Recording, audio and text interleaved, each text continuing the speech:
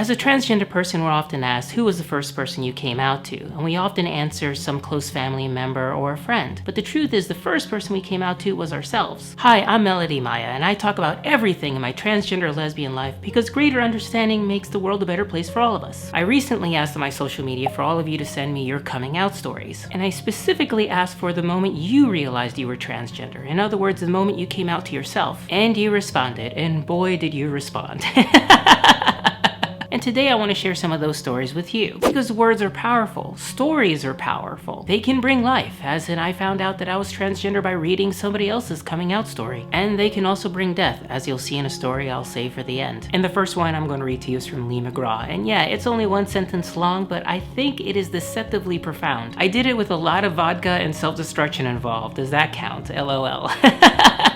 Yes, that counts. And while they said it for laughs, in this case, it really does tell us something pretty deep about the transgender journey. In that before we come out, we often engage in a lot of self-destructive behaviors, including alcohol and drug abuse. For me, it was a lot of sex. I mean, self-sex. Of course, the loss of control with drugs and alcohol will sometimes cause us to say things that we wouldn't normally admit to ourselves, which is one of the reasons why I was deathly afraid to get drunk. In fact, I didn't get drunk until I was 40, because something like this could happen, where Ivy says, blackout drunk me admitted it to a friend who then told me. I can't even imagine what that must have been like. That would have been my nightmare. I often imagine to myself just telling other people, I sometimes wish I was a girl, you know, as I got blackout drunk myself. And then I thought my life would be over, which I suppose in a way it did end. Now, one of the other escapist type things I used to do before was sleep, and sleep a lot. That, of course, is a sign of depression, but it was also a place my mind would allow me to experience things I thought I would never experience in real life. What's that line from that Disney song, a dream is a wish your heart makes? Yeah, totally. Of course, the problem is that you wake up from that dream and then you're back to your reality, and the reality isn't great at all. And Esper Lily really expresses that when they said, I woke up from a dream and felt extreme disappointment that I still had a man's body. No memory of the dream, just how I felt upon waking. Spent the next 2 hours lying in the dark thinking what it meant. And I can relate to that so hard, because I used to have a dream like that every month, all the way up until the moment I came out. Except that unlike Esper Lily, I actually remembered what the dream was about. In the dream, I was a woman. I could feel what it was like to have that body. And in fact, I got so lucid in these dreams that towards the end, I would actually tell myself, this better not be a dream. This better not be a dream. This better not be a dream. And after waking up, I would find that it was a dream, and then I would just spiral into a deep depression that would last sometimes several days up to a week. One of the reasons I'm telling you these stories is because they are so relatable to me, and I know they're so relatable to transgender people in general. Kari Stabenow, in fact, describes a similar experience in her coming out. She expressed in a psychiatric evaluation 20 years before she came out that she thinks she may have been born as the wrong sex. But for that entire 20-year span, she was having dreams, and as she describes them, in the dreams I would be fully female. It would be peaceful and I would feel happy. Then at some point in the dream, I would begin transforming back into a male. The grief would be so intense and I would be trying to keep my genitals from changing. Then I would usually wake up feeling very upset and sad. I would want to go right back to sleep so I could be female a little longer. In the end, one day I woke up from one of those dreams and I just couldn't take it anymore. I had actually a similar experience within my dreams as Kari did. I would often be wearing some sort of tight clothing that revealed to me that, yeah, I was exactly configured the way I really wanted to be. But sometimes in those dreams, I would start to change back, as she describes, and I would get desperate. I would have these incredible feelings of distress as I tried to keep it from happening, but of course I couldn't. My penis would come back. In fact, even now, 7 years after I've had surgery, I've had dreams where my penis would grow back on me. I can't say it's happened a lot of times, but when it does, it is very disturbing. Of course, the reality is that when I wake up now, my penis is no longer there, so it's a completely different experience. Usually it's one of relief. Now, Emily Mack also has a short little story that doesn't make it any less impactful. And in it she says, simply put, my divorce. The love of my life telling me I needed to figure out why I was so unhappy with myself. Wow,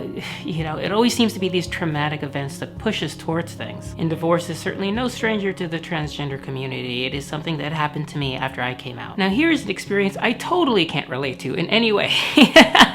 And it makes me grateful that the world has moved on from what it was like when I was a kid. Because Elizabeth Starr writes, I was in middle school and I had 2 friends who were trans too. I was talking to them on Skype and I asked them what it was and how they knew. I finally was able to say, that's me. That describes how I feel. The first time I felt free about my identity. An amazing, incredible story. 1, that you came out in middle school, and 2, that you had friends who were trans in middle school. When I was in middle school, or junior high as we called it, back in the mid-80s, forget it. I would never have met another transgender person in a million years. years. I never would have met another gay person in a million years. Good for you, Elizabeth. I am so happy that you were able to find out who you were and what your identity was at such a younger age than I was, which is why representation matters so much. Now Danielle says, I came out when I was 21, but really finally came out fully at 39. My grandma knew I was transgender and accepted me, but I had to talk to myself and understand that I had to be happy or I was going to die. So I saved my own life in a way. And yeah, you totally did. Sometimes we do suspect for quite a long time that we are trans, but we just can't deal with it for a while. We have to put it away. And sometimes, as somebody once told me, we don't change until the pain of not changing is greater than the pain of changing. And it sounds like that was the case for you. And I think we're all trying to save our own lives. We're all trying to make something of our lives that, well, we weren't granted at birth. Someone else who buried those feelings down deep inside for years is Shannon McDill, and she says, right after I got married, my wife was away due to a job, and I lived authentically for a few months in the summer. Then of course I panicked and purged everything. A few years ago, my mom passed away. That made me re-examine what I was doing with my life. Around the same time, the national conversation shifted, and I realized that I wasn't so alone. Then I started watching a lot of YouTube videos, including yours. Well, thank you, Shannon. And after reflecting for a long time, I just couldn't stand the idea of wasting my life hiding anymore. And here's another case of a traumatic event pushing us to deal with our issues, and in my case, it was my father dying. Now, Jennifer Luna Caterson has maybe the most harrowing tale of all of us. And in it, she says that she repressed for her entire life, and that she didn't say anything because she was afraid she would be seen as crazy. And then about 3 years ago, it got really bad. I was in such mental turmoil that I took a scalpel to my arm, cutting myself to try to feel something. I can't even imagine what that must have been like. I am so sorry, Jennifer. I ended up burying the scalpel in my arm, thinking the whole time I could end it and make the pain disappear. A lot of us, I think, have been there, right up to the edge of suicide. In this case, you were literally in the process of doing it. While the scalpel was still in my arm, I thought about my oldest daughter. I thought to myself, if I took the easy way out, there would be no one there to help raise her, make memories with her, and how sad she would be. In that moment, I decided to transition and stay in this world. Well, Jennifer, I am very glad you decided to stay in this world, and I'm sure your daughter is as well as your wife. And I'm also glad that, as she says, her wife is very accepting and that she started her journey. Now, Ellie Whitfield has another example of how representation is so important. She talks about how once she moved away from the Midwest, she finally ran into an example of another transgender woman, someone that she'd been able to see on a day-to-day basis. As she says, seeing that, I think, helped me figure out that it was a thing that could happen. Because unlike before, where she says she never really saw that as an option, being able to talk with a living, breathing transgender woman made all the difference. She also says she's going to Planned Parenthood shortly after her birthday and starting hormones 1 month later. Congratulations to you. And sometimes YouTube can be a great substitute for a living, breathing person, and one of the reasons I started my channel. And Holly Victoria Quinn tells me that that is one of the reasons she found out she was transgender. I did because of you, Miss Maia. Thank you so much. I am extremely gratified by that. She explains that she was getting a tattoo, and as she was talking about her life to the tattoo artist actually told her, you know, I think you might be transgender. So she started doing some research on her own. In my research, I came across some of yours and similar videos on YouTube. After hearing what you and a couple others shared, I realized that my tattoo artist / therapist was correct. I am and have always been transgender. However, while I was growing up struggling with my nature, we didn't have the terms we used to describe ourselves like we do today, so I figured I was a freak. I am so grateful for you, Miss Maia, and others like you who post the explanations and support we need to find ourselves. You know, it's times like this that it just feels all worth it, because believe me, there's a lot of strife that goes into making these videos sometimes, and a whole lot of work. Thank you so much, Holly. And I've saved the wildest story for the last. It's from Santha Marie Steele, and she says, I was involved in 3 car accidents, none of them my fault. All of them extremely stressful. Because of these accidents, though, she got diagnosed with PTSD, serious anxiety, and gender dysphoria. And she says that in 42 years, I completely forgot I was transgender until I got into these accidents. And then she found a bag with a brand new leather purse in it with a whole bunch of women's clothes that she was going to use for rags. But then she put on one of the shirts and something clicked. She remembered dressing up in her mother's clothes as a 6-year-old and getting this overwhelming feeling of love. She says that a lot of those childhood memories were bad, and yeah, I think a lot of us can relate to that as well, that